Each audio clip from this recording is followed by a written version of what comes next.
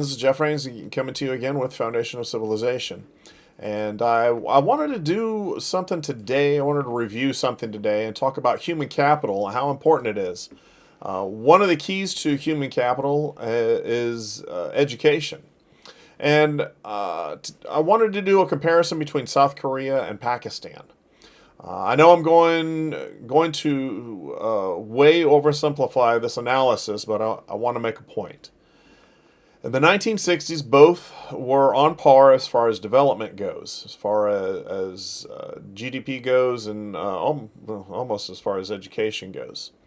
South Korea was war-torn, just having come out of the Korean War, but it invested heavily in education. Pakistan was not as war-torn. There's still a lot of tribal disputes in Pakistan. And it had great growth plans, and they claim to have shared their plans with South Korea. There's a dispute over whether they did or not, whether the Pakistanis, who was responsible really.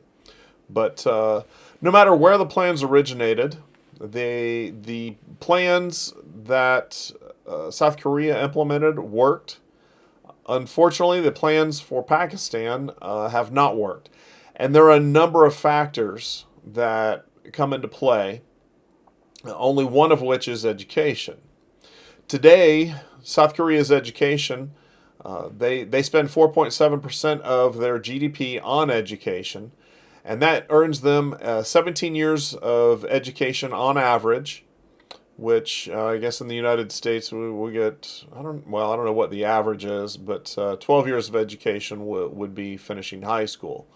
And then a couple more years for trade school would get you to 14 years. That also garners them a literacy rate of 98.8%. And with a good education and literacy rate, they end up with a per capita GDP rate of $50,600 per person. In Pakistan, they spend 2.4% of their GDP on education. They average only 9 years per student. Their literacy rate turns out to be 58%. And their GDP per capita is only $5,400. According to the website worldpopulationreview.com, South Korea ranks number 1 in education based on the website's criteria. Where does the USA fall? Obviously behind number 1 Korea, but we also follow behind number 2 Denmark, number 6, Japan. Number 7, Germany. Number 12, United Kingdom. Number 13, China. Number 19, Canada, our neighbors to the north. We even fall behind number 22, Russia. The USA comes in at number 31. Again, that's based on the website's criteria. In Pakistan, they come in at 136. Now, I'm usually suspect of evaluations like this. Many times they are used to claim more money needs to be spent on children. However, in a comparison of money spent versus results, there's no correlation. Yes, we have to spend a certain level to maintain a functioning system, but there are a number of other factors that determine success or failure that also need to be addressed. We are in the United States, we're in a battle to shut down the U.S. Department of Education. The department was used to expand administration, not enhance teaching, which is shown by the trend in the U.S. literacy rates. And as I did some research on this, yes, the U.S. literacy rates are declining, particularly among students, with some data suggesting a worsening situation even for adults.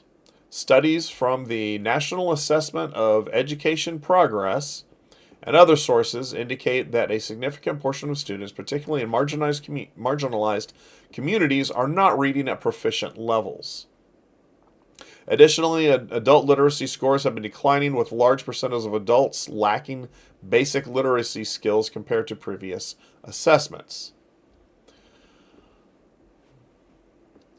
The NAEP data shows concerning trend declining reading proficiencies among U.S. students, especially in the aftermath of the pandemic, which is, I mean, we're going on 5 years past that, 4.5, 5 years past that.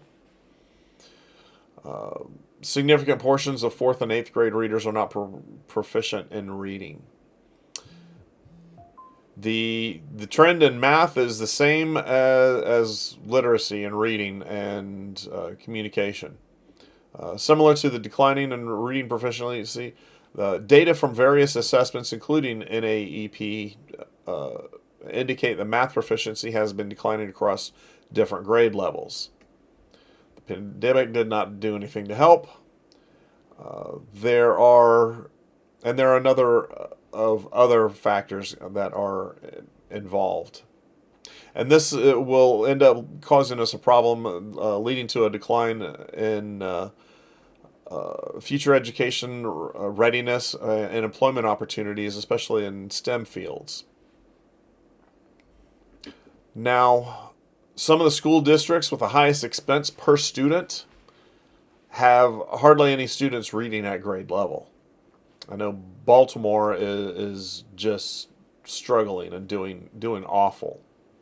Other students are graduating but are still functionally illiterate. In fact, I just heard of a lawsuit of a student who graduated near the top of her class, but she claims that she's functionally illiterate. Now, something that is not being addressed in all these studies is family. Parents have a huge role to play in a child's education. Stability in the home has a huge role to play in a child's education. Parents don't have to be the smartest people or even highly educated themselves to encourage and help their children to advance in education. Just sitting down with them to work out problems is enough to start. And being there is especially important. Not all learning is formal. I feel like I need to emphasize this quite a bit. The most important lesson anyone, especially children, can learn is when they get a sense of belonging in the community, belonging in the family. You can see it in people's eyes. You can see it in children's eyes. They light up with the connection of other people. You can also see the opposite. The distance in children or grown-ups who haven't learned where they fit in a community. Those who feel a sense of belonging feel empowered by the community and a willingness to help sustain it. Those who don't have no objections to bringing it harm. There's an African proverb that says, a child who isn't embraced by the village will burn it down to feel its warmth. One of the keys for sustaining our communities, our nation, is to enhance our human capital. One piece of the human capital is that sense of belonging. Another piece of that human capital is the education system. I hope that you guys have appreciated this update and this information. We must work on our human capital and build that sense of belonging in our communities. We can end up growing like South Korea has, or we can be stifled like Pakistan has. I hope this has been informative, and I hope that you guys will like, share, and subscribe. Much love to everybody, and I look forward to speaking to you guys again very soon. I will have an update this weekend on the significant events that I see, and we have a lot of significant events. In fact, I think tomorrow I'm going to hit another one if I can find the data behind it. And please like, share, and subscribe, and much love to everybody. Y'all have a great time, and like I always say, embrace your family, embrace your friends, and we will see you again next time. Thanks. Have a good day.